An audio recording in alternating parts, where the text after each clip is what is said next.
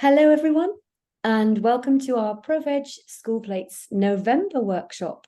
I'm Alex, School Plates Awards Coordinator, and I'm delighted to be welcoming you all to today's workshop.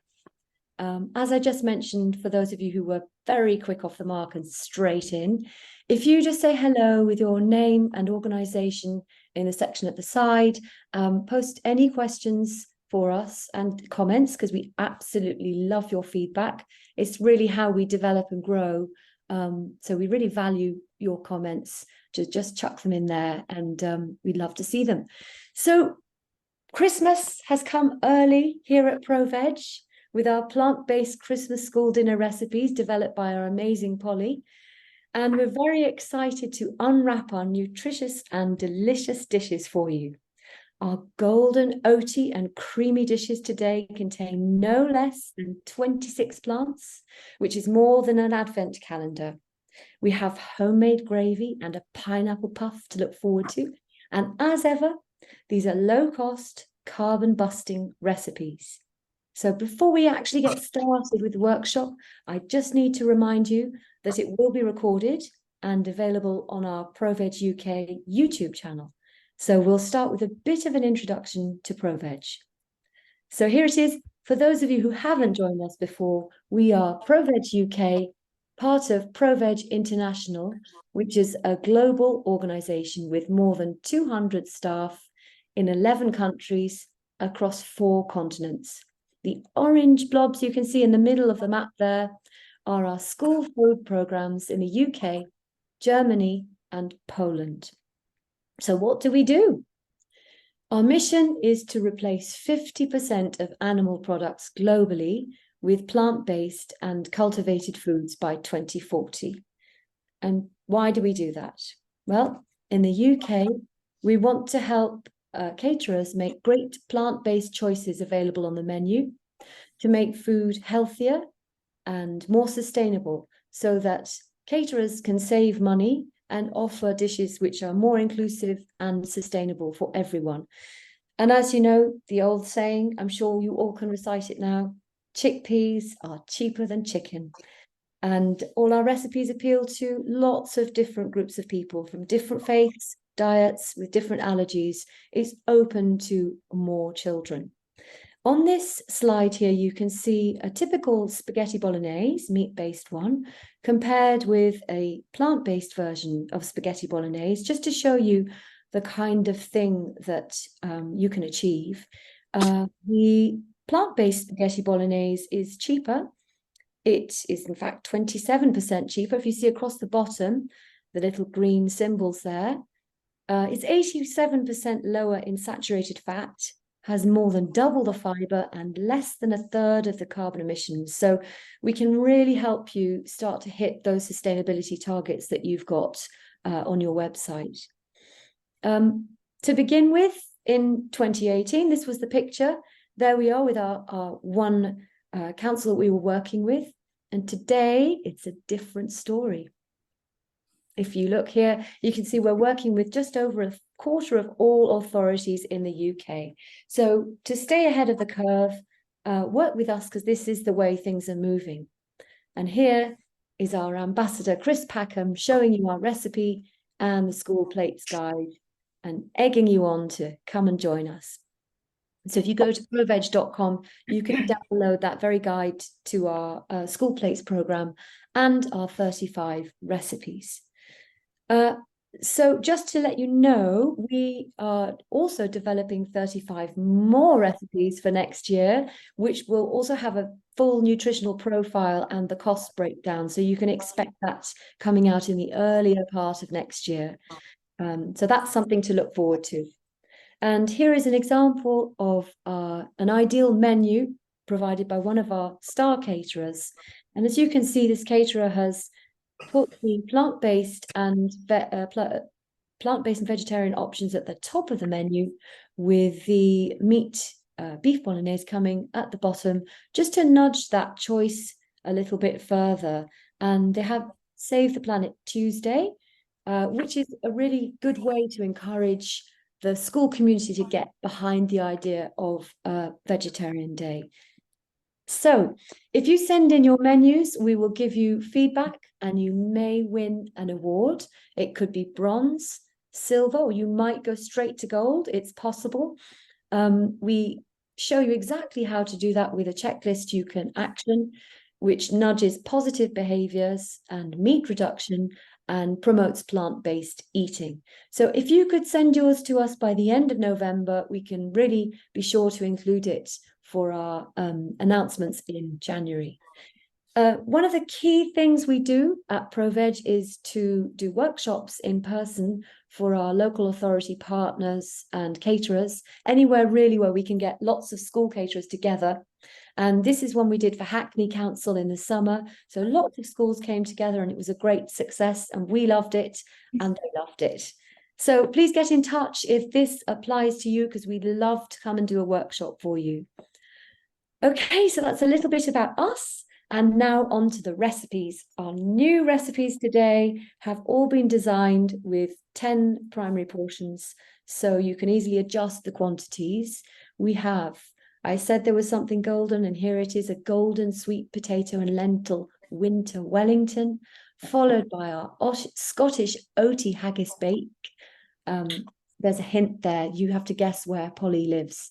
With mashed potatoes and swede, our creamy cauliflower and parsnip gratin, our red onion gravy, and finally a pineapple fruity puff with cinnamon and cranberry sauce. So I'm going to hand over to our chef Polly, who's leading the workshop today. Hi everyone. Thanks so much for the introduction, Alex, and yeah, welcome to my kitchen. This is our November workshop, and yeah, my name is Polly and I am the chef trainer for School Plates. I also work as the programme coordinator for Scotland and Northern Ireland, and yeah, based just outside of Edinburgh. So yeah, today we're going to be looking at Christmas dinner, or the roast dinner, and alternatives or new ideas for what you might serve as part of that this year. And so we have, I think, our first poll question to kind of set the tone for the workshop. So can we go to that, please? Yes. So it should be coming up on your screen any second now. There it is. So what is your usual plant-based or vegetarian Christmas dinner option? Just choose from Quorn roast, Quorn fillet, sausages, or something else, and just let us know in the chat. And the second question, we can ask you that as well now. Would you consider reducing the cost of your Christmas dinner by reducing the meat portion, offering a vegetarian option, or perhaps offering half and half meat and vegetarian options as a third choice? So when you're ready, we'll have a little look at what that seems to be. Okay, and the poll results are other, which you're going to let us know about in the chat. How intriguing. This is always, we were just saying, it's always exciting doing this because you never quite know what people are going to come out with. And 80% of you have something else that you offer for your main vegetarian option. And 20% have the Quorn roast. 33% of you would consider reducing the cost of your Christmas dinner by potentially reducing the meat option.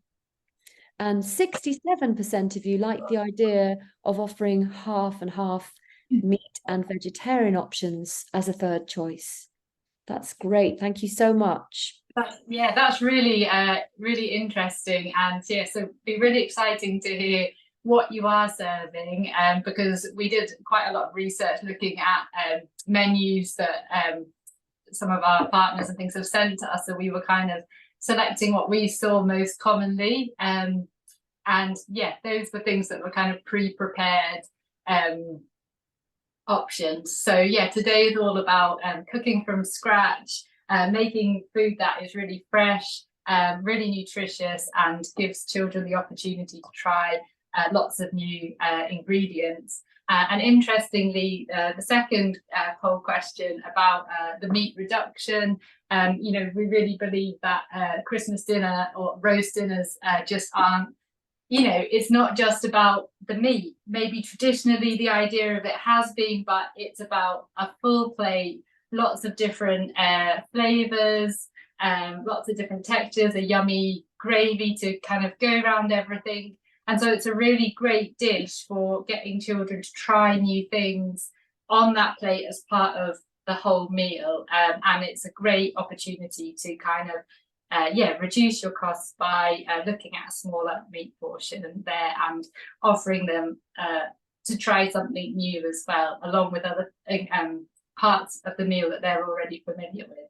And those tastes mix quite well, don't they, Polly? You know. Yeah, definitely. That's what it's all about. It's just having lots and lots of different flavors on your plate. So we've had an introduction to the recipes. I'm going to kick off today with our red onion gravy, which I've just got my onions cooking down over here. Now, we showed an onion gravy a couple of workshops ago, but we had a couple of comments about people looking for a smoother gravy. Ours, you know, we cooked the red onions down and made a sauce. So that's what we're going to show you today. So part one. So yeah, I've been cooking those down for about kind of half an hour. That's my red onions, lovely and kind of caramelized.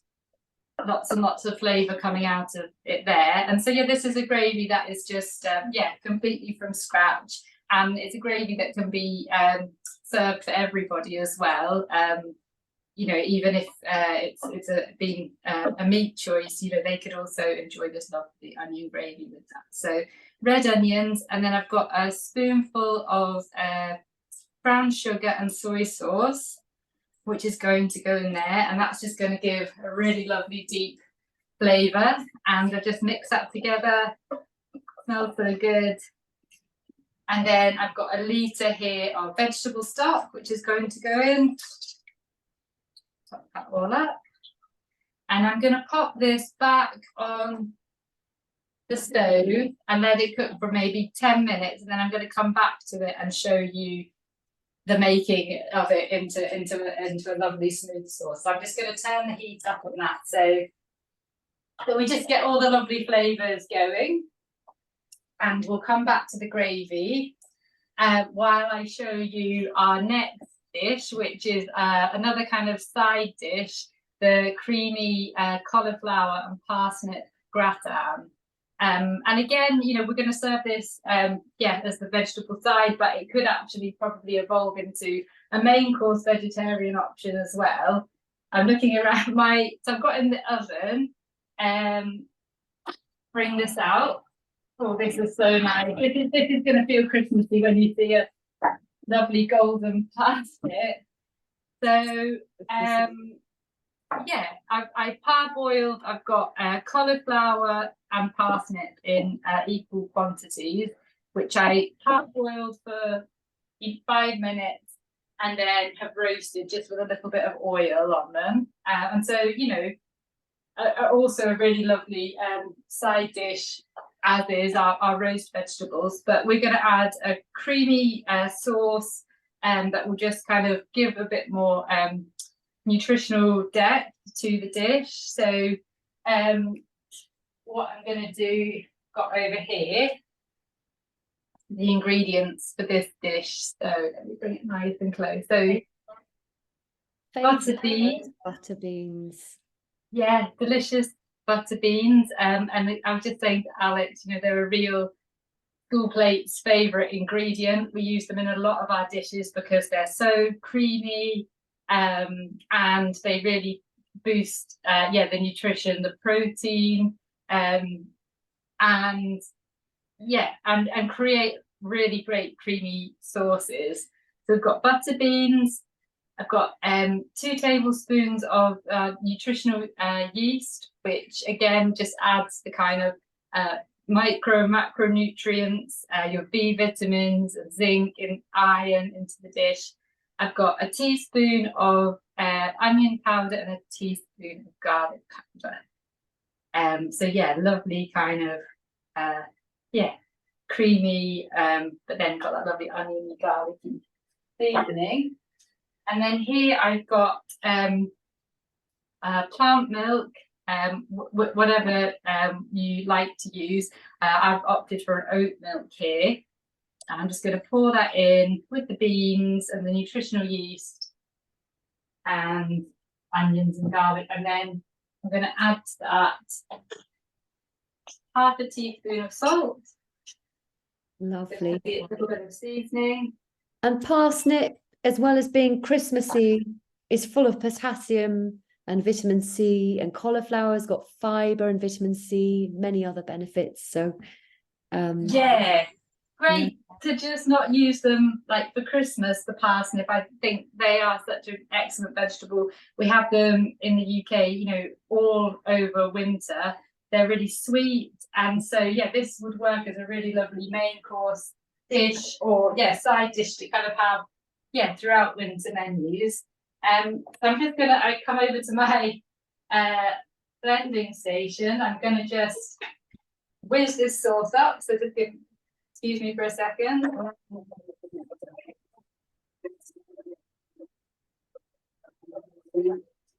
it's amazing. You can't quite hear that zizzing in the background. It's so clever technology. Yeah.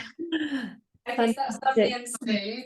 What I'm going to actually do as well, I've forgotten this part, is I'm just going to add a quantity of the cauliflower and parsnip to this, which again just helps with the flavour. And because both of those ingredients make, when blended, make such a lovely creamy sauce anyway, it's just a good chance to kind of season the sauce with them.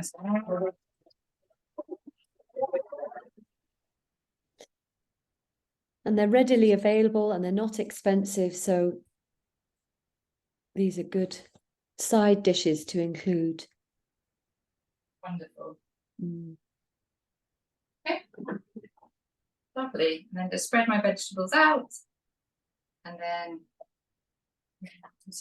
over with my creamy sauce. But it's just nice having, you know, bits of the roast vegetable poking out, and then it's lovely kind of creamy bake. It would be really nice with like whole butter beans through it as well. As I said, if you wanted to serve it more as a main course, that's lovely.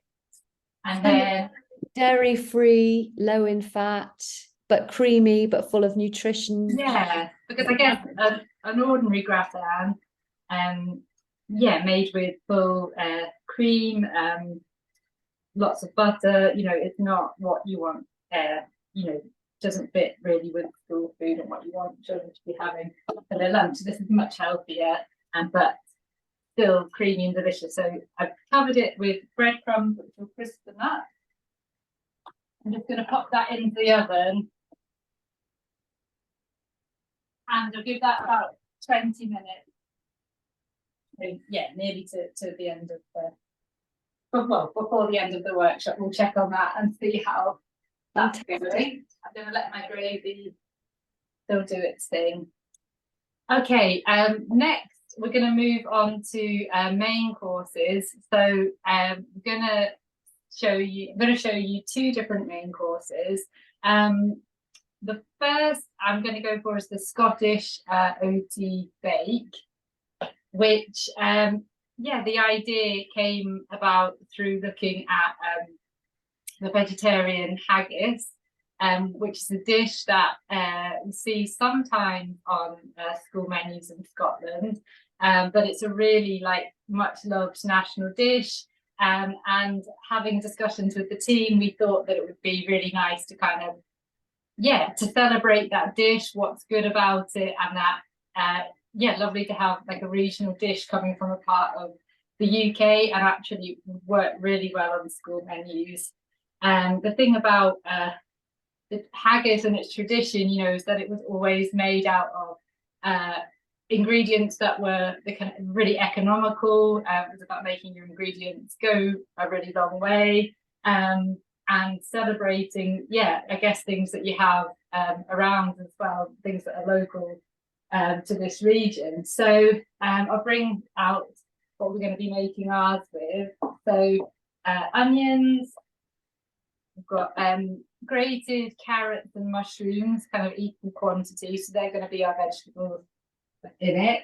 Then we've got our kind of protein, our green lentils and black beans, which are gonna kind of give that lovely nutrition and texture as well. Then interesting new ingredient just shows pinhead oats. So these are kind of the whole oats, well, not quite the whole oat, the oat broken down into a few pieces, and really, really good for you because they have the added fibre of their husks on them, and it's an ingredient that you do find quite commonly up here in Scotland, but you can buy through kind of whole food wholesalers and things. So pinhead oats, the nutritional yeast, again, just a really good opportunity to get good flavour in and boost the vitamins and minerals in the dish. Chopped sunflower seeds, and then traditionally seasoned very strongly with black pepper, but we're going to go very mildly on that. Quite a lot for children, and some nutmeg as well. Yeah. So, and it's going to be we're going to bake it in the oven like a loaf, but it would work just really well served in a big gastro tray, and then children kind of having a scoop. And it's actually very similar to a bit like, you know, a stuffing, but instead of the breadcrumbs, we've got the oats. You know, children generally really enjoy oats as well, and they're very good for you as well. So just heating my oil up, and we'll go in first with the onions. Lovely. And I think you said this dish has got 10 different vegetables in it. Yes, well, 10 I'm different plants. counting it as plants. Yeah, so Amazing. yeah, it's all made up from different different plants. So yeah, it's really good for just increasing that diversity and exposure to children to lots of different ingredients, but in a clever way, so that they're kind of unrecognizable, but you know, when you break it down and see what's there, there's a lot of different ingredients. And the black beans have B vitamins and protein, carbohydrates and magnesium. And the lentils have got folate and iron and vitamin B1. And those pinhead oats are more B vitamins, and they're lovely fibre and texture. Yeah, that's it. I know. So it's absolutely packed full of really good things. Just while my onion pan is heating up, I'm going to come back to our gravy, which has now had a good kind of 5 minutes at the boil, but it could obviously cook for longer. But I'm just going to stop and show you that now. So just turn it off.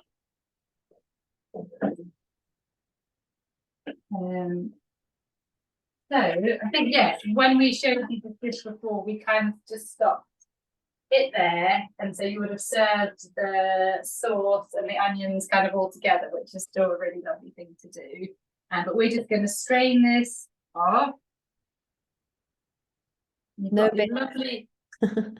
No bits in this one.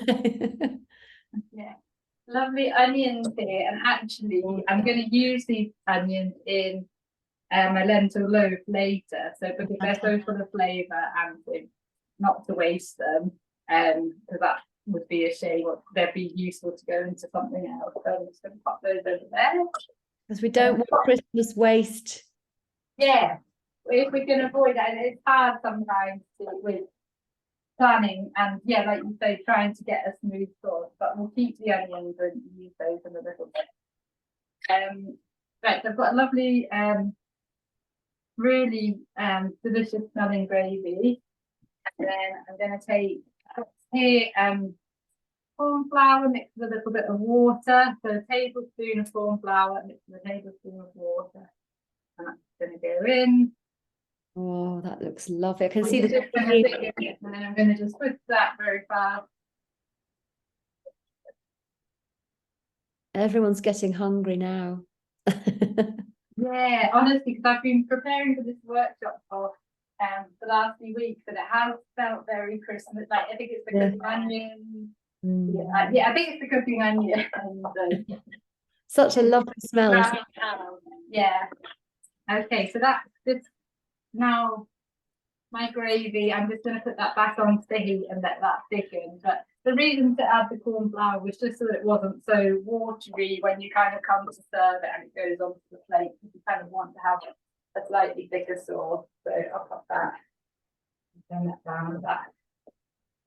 Okay, back to the OT bake.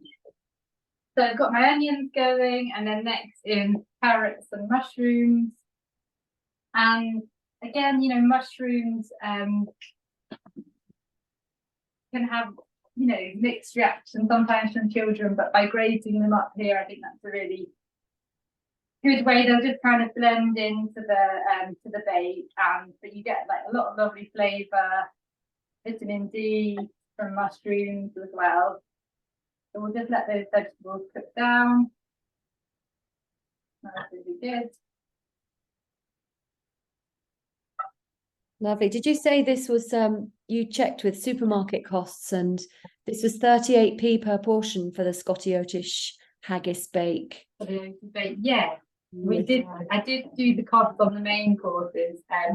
We always tried to give cost information with our recipes, but obviously it can be really difficult to get accurate costings, and we know that all our different partners and caterers, you know, use different suppliers and things. So coming up with an accurate cost is difficult. So yeah, this is just based on a straight supermarket purchasing. So, but yeah, really, really good value dishes. Yeah, like this one being 38 pence for the oaky bake, but yeah, really, really good value dish. So just give that a second. Kind of heat up a little bit more.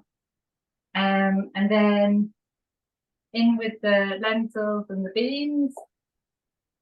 You can see. Is that about half and half, lentils and beans? Or? It is, yeah, it is. So, and again, they'll just kind of mix through with all the other ingredients, so you get a little bit of everything.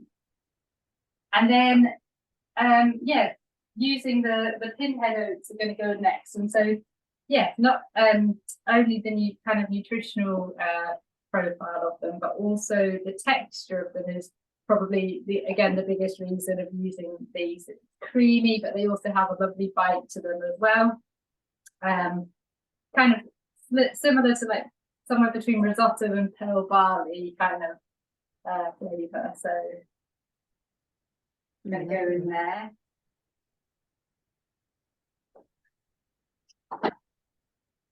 And then this next stage is going to combine everything together. It smells so good. I'm going to bring it close so you can see it's lovely kind of oaty, lentil-y, vegetable-y mixture. Gorgeous. I'm going to go in. I've got a question for you. If we can't get hold of the pinhead oats, would the recipe work with porridge oats? No, so I wouldn't use porridge oats because it will just turn into porridge, which will be too, you know, too moist. I would probably you kind of want to use pinhead oats for this dish, but otherwise I would look at something like pearl barley.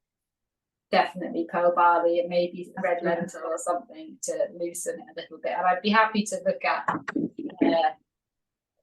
like a suggestion of an alternative. But yeah, the porridge oats are just too. It would just be porridge, and porridge would be too wet. So that was the nutritional yeast, the sunflower seeds, and then I'm just going to season it with a little bit of black pepper. And nutmeg. Oh, that's again, this is a really lovely Christmassy kind of spice, but also for any time of the year. That's it. These recipes aren't just for Christmas; they're for life. And then in with the stock. And then you just put it back on the stove and start to kind of heat it up, and it will start to thicken. So that was going to take about 5 minutes. So I'll just let that keep doing its thing. I'll just let that cook, and then we'll pop it into our tray and bake it in the oven. I'll show you it again as it starts to thicken in just a minute, but I just need to give it a little bit of time to cook. One of our friends, Catherine, who is just asking about pinhead oats, has mentioned that they make a vegetable Wellington for Christmas dinner. Oh, and Bridget says that she offers a corn roast and a rainbow vegetable tart with ribbons of vegetables in a pastry tart case placed in a spiral shape with plant-based cheese. So all these sounds absolutely amazing. Right. I would love to hear or see a photo or the recipe for that. That sounds so much fun. Really, really special. Great. Well, so yeah, our next recipe, our the main course that we're showing is a Wellington, our version of it. And what we're doing for this is we're taking, again, in the May workshop earlier in the year, we showed our lentil loaf, which we've adapted the recipe up to just bring all the ingredients over. But the lentil loaf that we served, with gravy and kind of as a thing in itself, we're taking all the ingredients and we're turning it into a Wellington, adding some cranberries, working with pastry and putting poppy seeds on the top and sweet potatoes. So just making it a bit more festive, but just adapting that recipe. And the other thing, we're doing a Wellington, but it would work really well as little sort of like individual kind of sausage roll style alternatives as well for the grab and go section that we know people are often looking for ideas for. So right, let's look what we've got here for our Wellington. I'm just going to go through it quite quickly because we did go through this recipe before. I've got grated carrots and sweet potato raw that you just whiz through your RoboCoupe. I've got green lentils. I've got dried thyme. I've got the onions from the gravy. You could obviously just cook down onions as well, but if you're making the gravy, then pop them in the onions into this. And I've got quinoa as well, which is another grain that is full of protein, and it's just a really good texture, I think, that children really enjoy and good for binding things together. So got those ingredients. Then in here, tomato puree, dried cranberries, some breadcrumbs, and then ground flaxseed, which is what we're also going to use as a binding ingredient as well. And flaxseed is a really wonderful ingredient to use. Again, very, very nutritious. And you'll go into a dish like this very subtly and just kind of add lots of fibre and nutrition.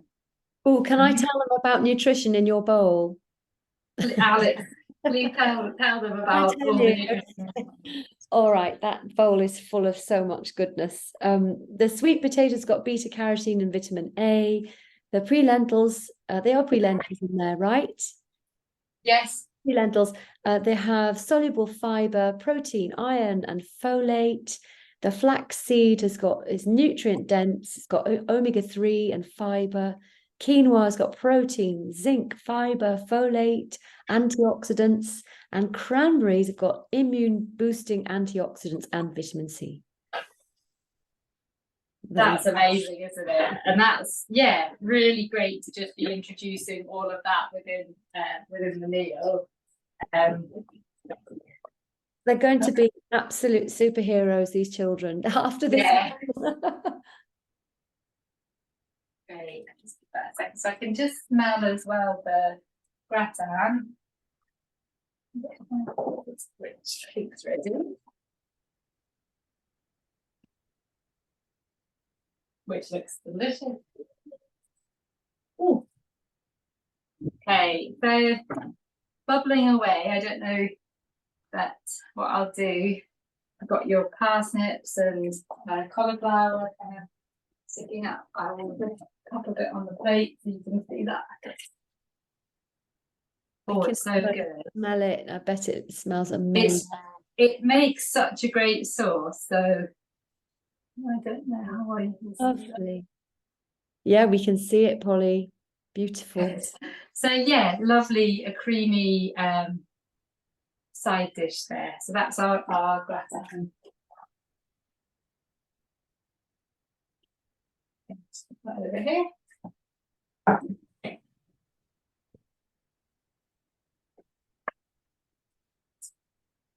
think this is pretty much ready to use as well. So the stock's all been absorbed. It's not completely dry. I'm going to bring it over. Not completely dry, but it's really thickened up. And then that will just go into this. Very heavy this pan.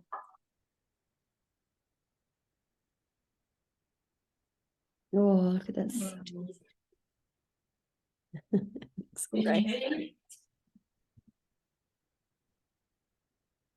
And then you just tap that all down.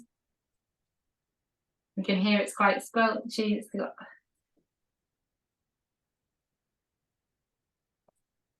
I can hear limited squelchiness from here. oh really?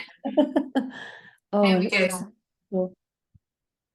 Yes. Yeah. I've just seen a question, but I would oil the tin. Yeah, it depends. If you're just serving it in the gastro, it would be fine because you just scoop it out. But if you wanted it to stand up and slice it like the loaf that I have, then yeah, definitely oil the tin or use greaseproof paper as well. So that biscuit would just go into the oven, and that would be about half an hour at 180.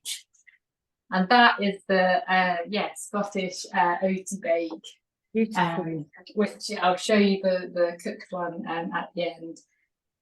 Back to the lentil Wellington. So we've got our pastry here. So this is dairy-free puff pastry, which actually I think a lot of like the commercial pastries are. You just want to check the ingredients that it's not a butter one, but otherwise they're made with oils and things, meaning that they're suitable for children that can't have dairy or you're on a plant-based diet. So we've got our pastry, so great to use for catering. Back to our lovely bowl full of lentils and sweet potato. And what I'm going to do is a little more blending, just a little bit, just to kind of bind this together. So Go for it, Polly. okay. Oh,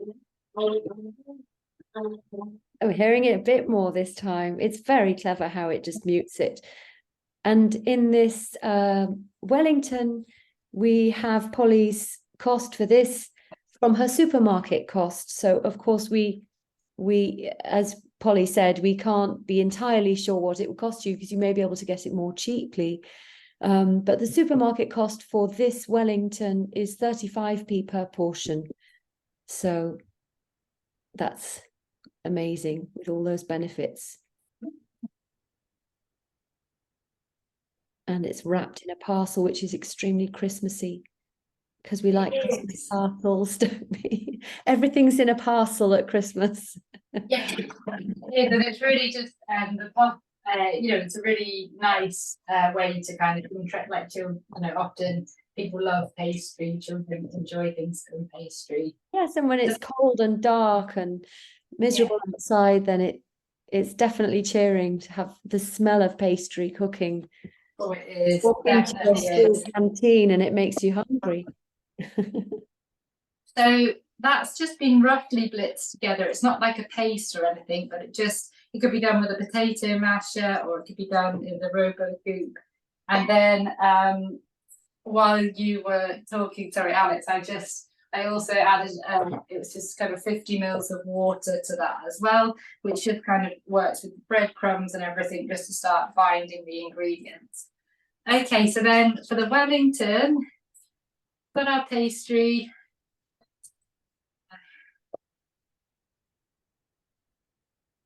So the way I'm going to roll it is I'm going to leave a border at the end and quite a wide border at the side. So basically, what I'm trying to say is just go straight down the middle. And this has got, yeah, the added cranberries in it, which just make it a little bit festive and really lovely and sweet. All down. And then I'm gonna take some mashed sweet potato, but again, getting really creative with your fillings, like Bridget just saying, you know, using all the different kind of colourful vegetables and things and making it really fun. So I'm gonna do like a mashed sweet potato section in the middle, just for colour really, and also just because, you know, sweet potato is a really popular vegetable. And the filling around the side is just going to be, yeah, the kind of binding bit, but that's the really, really nutritious bit that the children will just kind of eat up alongside, you know, the sweet potato and pastry and things that might be a bit kind of easier for them, flavours and textures that they just kind of go to more. So that's my sweet potato center, and then that. So that's going to just be kind of hidden in the middle. Final layer going on top there. Layer, and then you can, it's really squidgy, so you can just kind of use your hands. And so, yeah, all our recipes are in portions of 10, approximately 10. So, but you could obviously just have, yeah, several, like use long trays of this. For making it for everyone at school. Okay, so that's the kind of the shape with my hand.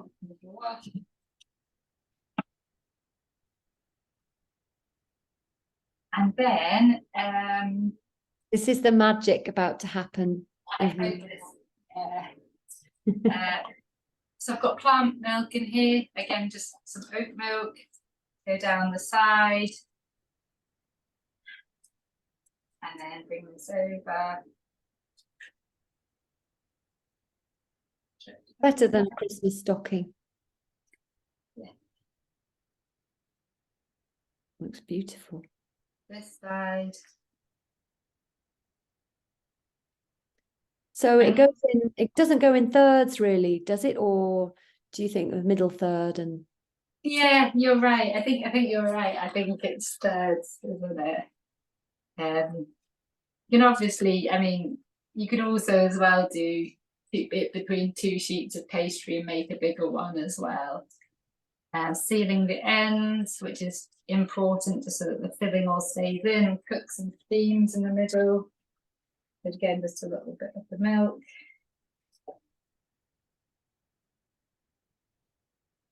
And then I was gonna split the whole thing over for this. Okay, and then, I mean, you could have so much fun with lattice cutters, with doing extra pastry kind of stars or any, you know, things like that, make it really fun. I'm just going to glaze ours with a little bit of the plant milk. And I've got poppy seeds to go on top. ooh. These again. Oops. Nice texture and Like modern art. yeah, I don't know if this is the best way. Anyway, it's working. There we go. So that's ready, and then that similar to the oaty bake, you know, into a hot oven, kind of probably go to 200 for about half an hour. So that's going in as well.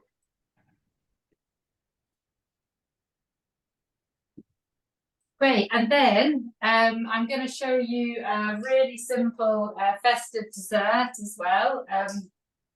to go alongside our main courses on our side. So we're doing making a pineapple fruity puff with cranberry and cinnamon sauce. And this is a really, really simple dessert. I think, well, all of our recipes, we try to make them as easy as possible, but your dessert's particularly really fast, having lots of fruit in them. But this, again, just being one that would probably appeal to everybody. So very simply, well, I've got one here. This is what I prepared earlier in the sense of the fruity pineapple fruity puff. And so I've taken a sheet of the pastry and I've just put pineapple rings down it, really, really simple. So each portion, each child will get a whole pineapple ring and then just a little bit of fresh pastry around the side. I've then taken the juice from the pineapple, from the tin pineapple, heated it up with dried cranberries and a cinnamon stick, and I just kind of brought it to the boil and then let it sit for, it's just sat for kind of an hour or so that the cranberries have really plumped up and the cinnamon has infused the juice. Ooh. Yeah, lovely. And I'm going to just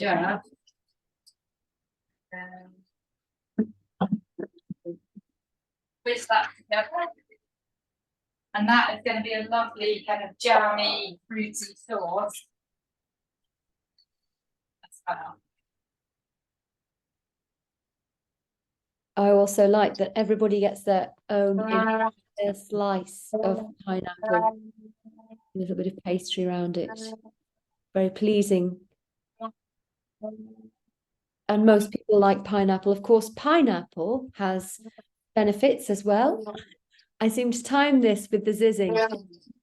Pineapple's got vitamin C, manganese, and enzymes to help aid digestion. So it's also incredibly festive and fun. Really good. And sweet and healthy. Yes, sweet and thingy. And it's really convenient it being tinned as well. It's really easy to work with. Well, so we'll just pop our plate here. And so this works quite well as well because it's not a huge pastry portion because, you know, it's just a small bite. Have something a little bit special at lunchtime. Just portions up really well. Okay. And our lovely pineapple cranberry cinnamony sauce.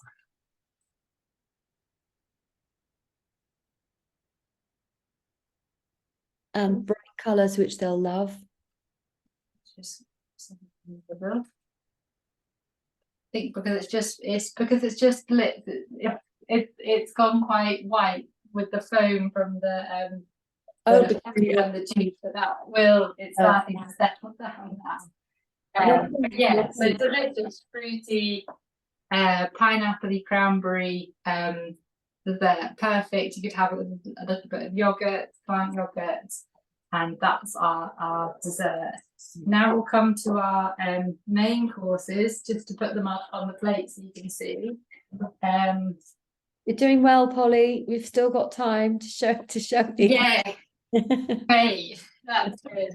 I'm going to show you just one more thing. The greens on the side. Greens are very important part of the meal, and again, they have an important place on the Christmas lunch. You know, with the traditional Brussels sprouts.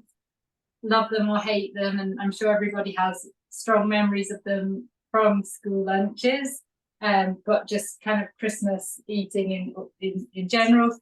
But we're going to show you today, we're going to just stir fry them to go on the side.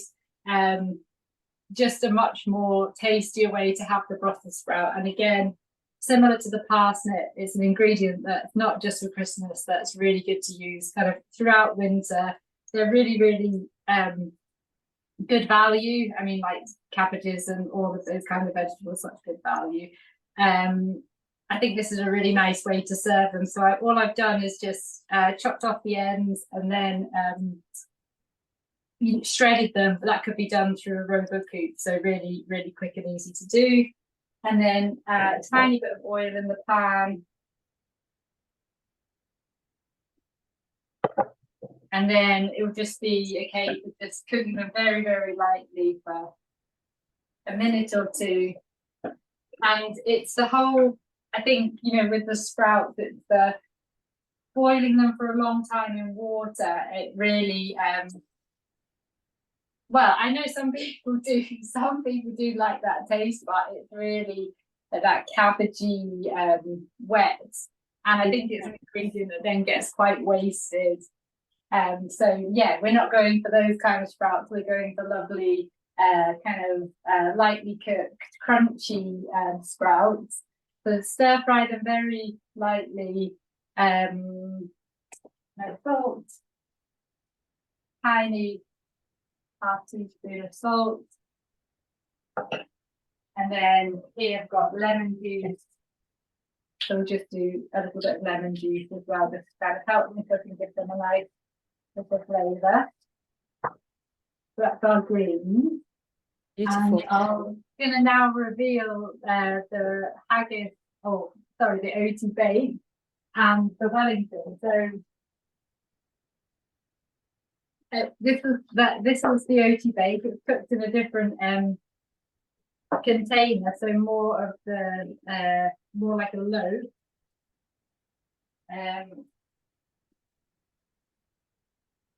Let's see when it comes out. I can lift it out. Oh, can you see that? It stands up really nicely. Oh, it's beautiful. Yeah, something that can be sliced.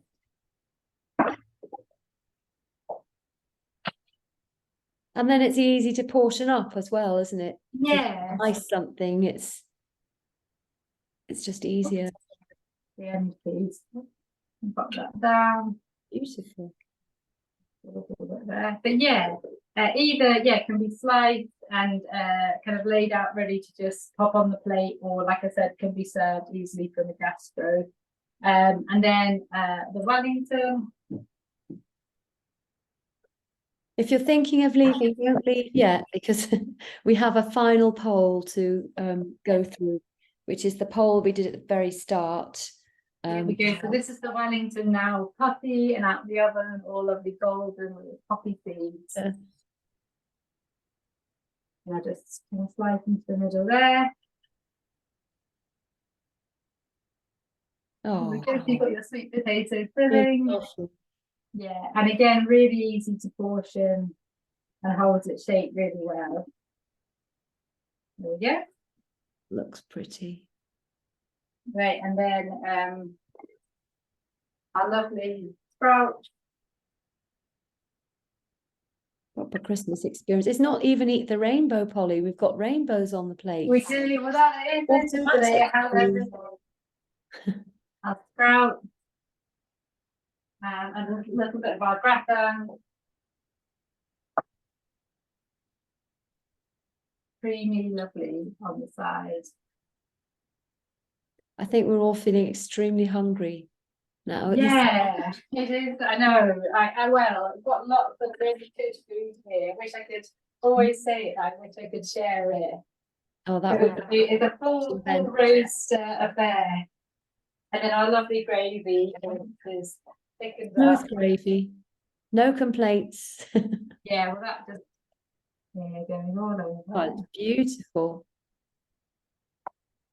Okay, so here we have it, our school plates roast Christmas menu alternative. So our Wellington and our OT haggis bake. Not to forget the pineapple puff. And and not to forget our delicious pineapple puff. Oh, wonderful. Okay. Can we do the poll, Polly? Yes. Let's do our final poll question. Which of these dishes have you seen that you most likely try? Just a quick poll question, just to end our whole event today. So was it the golden sweet potato and lentil winter Wellington? That's a mouthful. Scottish OT haggis bake. The creamy cauliflower parsnip gratin was the side dish. gravy you would like. And what about the pineapple fruity puff slice with cinnamon and cranberry sauce? Okay, the majority of results show the golden sweet potato and lentil winter Wellington has the most votes. Everyone's going to, absolutely everyone's gone for that cauliflower and parsnip gratin, Polly. That's great. Half of the people are going for the gravy. 25% equally between the Scottish oaty haggis bake with mashed potatoes and swede and the pineapple fruity puff slice. So lots of lovely votes there, with the winner being the gratin, closely followed by the winter Wellington. I have one more thing to add. Thank you so much, everybody. Just to add that this webinar is our last one this year. Our next one will be next year. We'll keep you updated soon about that. We're just working on it, aren't we, Polly? It's very exciting. And our next event in January will be the quarterly School Plates Network meeting on the 17th of January. And we will have a surprise guest and our awards announcements. So if you haven't sent your menu in to us yet, send it in, because we're rounding up with that. Okay, any more to add? Fantastic. No, that's it. Thank you, everyone, for joining us today. And yeah, looking forward to seeing you next year. Thanks so much. Thanks, Alex. Thank you. Thank you, everyone.